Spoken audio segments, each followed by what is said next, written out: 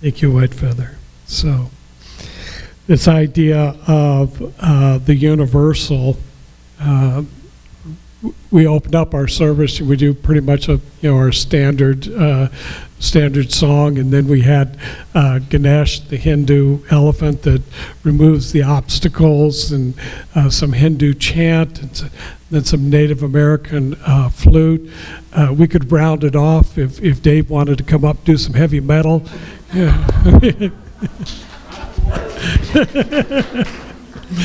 We could cover all of the bases, and that's interesting because I think that's where our founder, Ernest Holmes, the portrait over there, I think that's where he was trying to resonate out of, from this place that all of this, everything that shows up in the universe is out of that one life, that one intelligence, and that one mind. So if we can begin to shift our perception, if we can begin to open up our eyes and our heart and our mind into a greater consciousness, then we will find within that there will be more peace and more love and more harmony. The title of my message today, again, out of the Science of Mind magazine and the Daily Guide, is listed as calm the chaos with hope. Calm the chaos with hope. And it goes on to explain about, at least in the author who's writing the Daily Guides this month, this idea that oftentimes in our life we find ourselves faced with a lot of chaos, or in the example of Ganesh, the challenges, the obstacles that are in front of us, those things that show up that seem to limit us in our view and our perspective, that get in the way. And that chaos that's not only showing up in our individual lives, but it shows up in the lives of our community. It shows up in the lives of our country, our nation, the world, even in the universe and throughout all of the galaxies.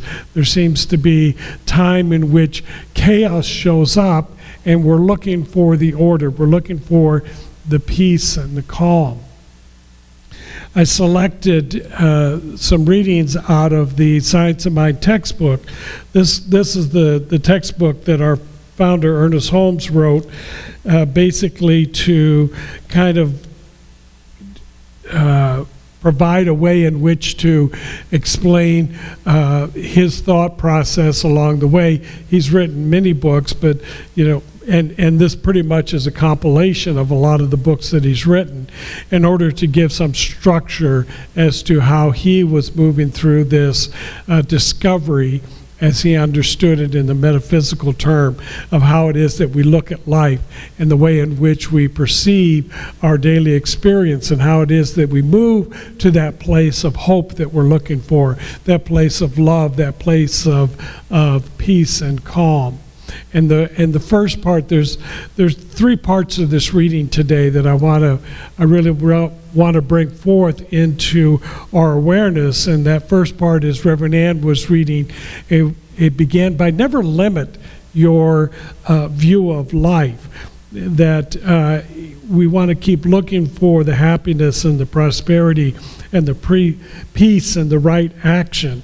And then the second part goes into this idea about making demonstration. And demonstration is the way in which we look at in the Science of Mind of how we create our life, that we're demonstrating our spirit in bringing that forth. And the third point that I want to get across is that out of chaos we can produce harmony. So Ernest Holmes takes us down this journey and this pathway of trying to understand this, and he begins a little bit by talking about that there is always that appearance of chaos. There is that illusion of things that seem to be out of order. There's that challenge that shows up in life, and the pain and the suffering and the mistakes that we make. And all of this seems to be the way in which we learn. It's the way in which we reach our enlightenment. It's the way in which we can expand our consciousness, our awareness, our understanding of life out of this concept that first and foremost, that there is only perfection. There is only the one mind and the one life. And that all of that is whole, perfect, and complete. That's why we say at the beginning of our service, we know that we are already whole, perfect, and complete, because there can be nothing else other than that divine life, that one mind, that one power. But out of itself wanting to be creative, because that's its nature, then it brings forth into the physical form all of this thing that we know as the universe. And we only know this universe. We have some suspect that maybe there are other universes, that there are other realms in which we could find ourselves having an experience and an experiment in some joyful, playful way of bringing forth this expression of who we are. But this is what we know now, and we don't even know maybe 1% of what all of this universe brings about. So we have a lot to learn. We've got a lot to understand. And the way in which we do that is that it sometimes appears as if we kind of like stumble our way through it. We're kind of running into ourselves along the way as we're trying to understand this life. And that's the way in which we rush into things. We make mistakes. We look at that. Hopefully, we look at that and we say, maybe I want to do this in a different way. We know that there are many out there that don't seem to want to get that. They want to just keep going through the same routine over and over again. And we know what Einstein said about that that's the form of insanity. When I was going through some of my study when I first entered into the teaching, the science of mind, we had that expression about the 2x4 experience. Anybody know about the 2x4 experience? Or have you felt the 2x4 experience where you're going through life and all of a sudden you feel like you've been hit up the side of the head by a 2x4? And you're thinking, how did I not see that? How did I not recognize that? And the best way I can explain it is that as we're going through life, we're focused on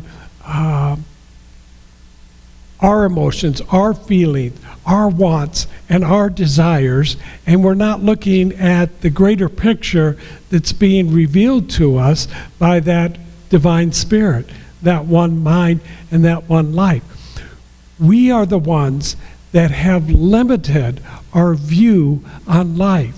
We are the ones that have chosen to say, well, no, I just want it to be this way. I just want to hold it in here. I want to keep it, nice and neat and orderly in my little corner of the world, not realizing that there's a greater world out there, and sooner or later you're going to come up into a challenge with that. You're going to come up to an obstacle with that. Maybe not an obstacle that you personally have called forth or have desired or have wanted to create, but because you are a part of this greater universe, all that's out there is going to be a part of your experience sooner or later. You're going to come up to that obstacle. And if you think about this, I love this whole symbolism of Ganesh, because Ganesh is in India and Hindu is this elephant that removes obstacles. And if you've ever watched the Nature Channel or National Geographic, and you've seen these videos and documentaries of how elephants can move such large obstacles so easily, it just seems to be nothing for them to consider about lifting up a whole tree trunk and throwing it aside. or a human if you happen to get in their way. So it's a wonderful symbol to imagine that if you're in a place where you're feeling there's an obstacle, you're feeling that there's a challenge, that you can call upon this symbol of Ganesh, to come in with that power and that strength to be able to lift up anything that's in the way and toss it aside so that you can continue to move forward. In order to do that, you've got to open up your awareness. You have to open up your mind and your perspective about how it is that you want to move forward. Ernest Holmes says it is not a question of failing or succeeding. It is simply a question of sticking to the idea until it becomes a tangible reality. Sticking to it, perseverance.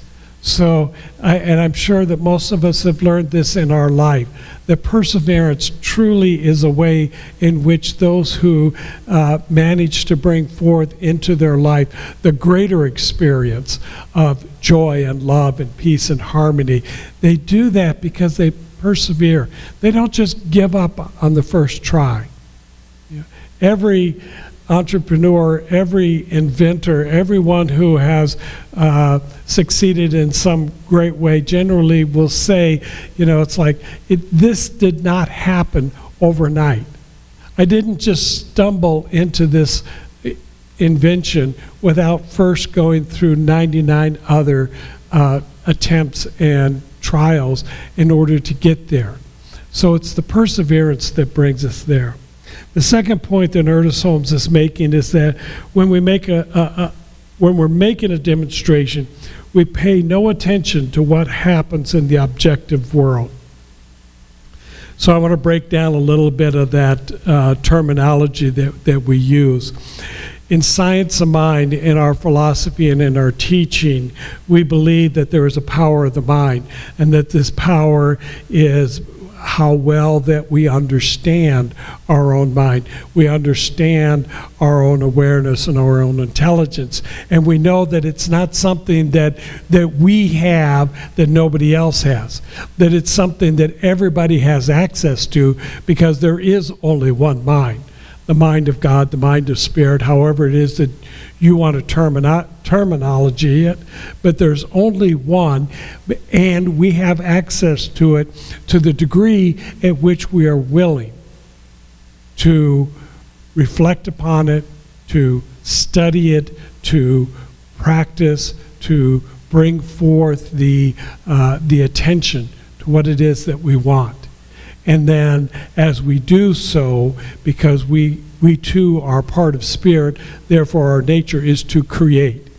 We are forever creating the life that is being played out before us. So we're responsible for how it is that we are influencing that life that is being played before us through the power of our mind.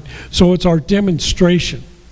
If we're focusing our attention and our intention upon what it is that we want, more love, more peace, more harmony, and if we're focusing on that, then we're going to be demonstrating more of that.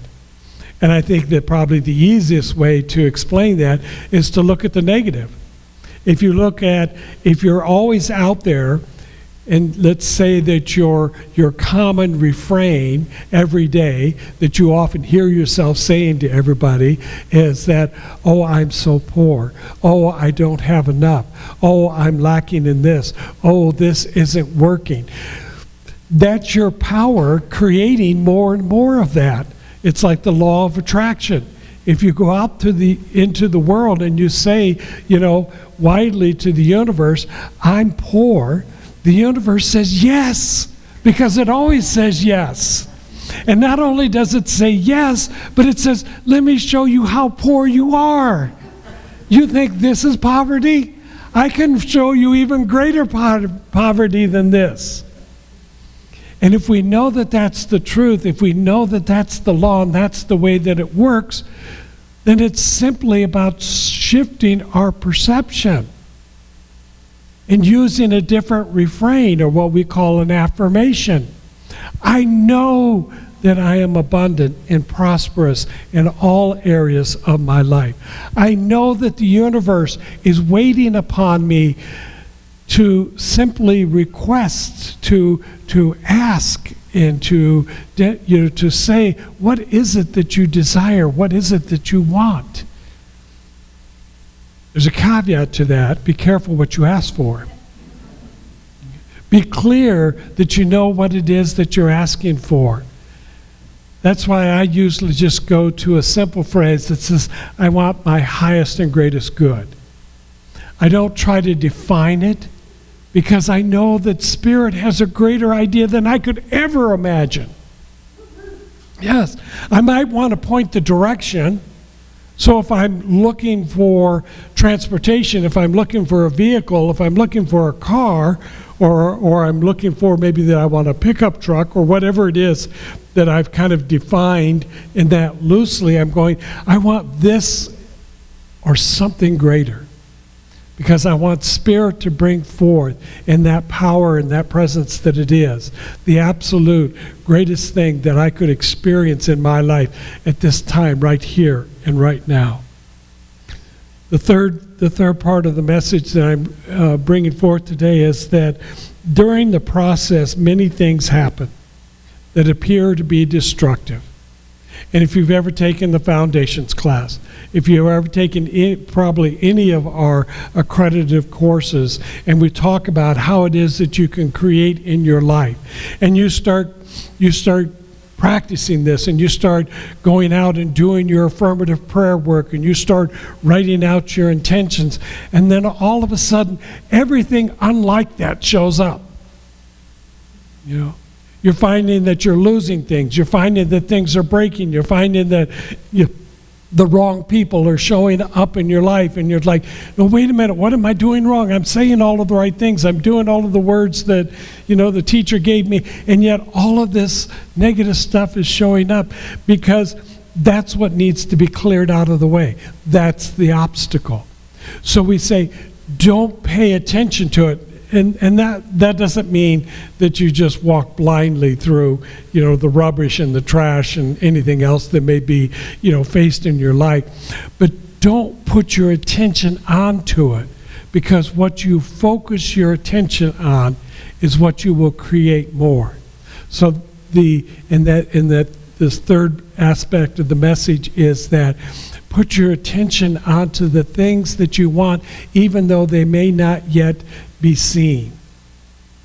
If you're looking for more love, then just keep visualizing more love. Keep looking for that in all of the ways in which that you can, so that you can look beyond what's showing up, because that's the residue of the thoughts that you had last week that's now coming into experience, and you've got to be able to move through that. You've got to be able to get to that point to where the thoughts that you are having today is what's showing up in your world next week, next month, next year, however it is that time frame of God and Spirit works out and plays itself forth. Judge not according to the appearance, but judge righteously, and remember that things that are seen are not of things which already appear. This is the whole subject of this section, causes and conditions. What we want doesn't come out of what we see in front of us. What we see in front of us is the demonstration of what we were thinking of in the past. And if we're looking at this and we're saying, oh, this is the podium that I want, and then I look at it and I say, but it's got cracks and it's got scratches and it's got different things. So I'm looking at the condition, and then I start focusing more on that, and I'm getting more of the cracks and the scratches and the damages that may come with that. I have to look beyond it to something that is greater, something that's more perfect. So if I'm wanting love in my life, I have to look beyond the love that I may already have. I can examine to see which of that's showing up that is whole and perfect and complete in my life, and then to say, and I want this and something greater. Continue that movement of creation that's bringing forth greater experience into my life. I was thinking about this morning, that because we are creative and that Spirit's nature is creation, the creation is the evolution of all that we are having in life, and evolution is the creation of everything that is showing up. That's the way science of mind kind of shows up. You never know which direction it's going in. And that's where the chaos begins to kind of show up in life, because it looks like we're saying and doing different things. It can be very complex and it can become very confusion. But if you just always remember to back into that place of knowing that you are already whole, perfect, and complete, knowing that you are already a part of that one mind and that one life,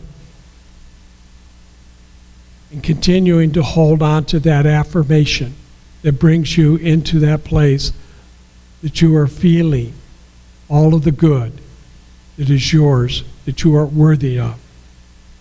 Out of any chaos, we can produce harmony.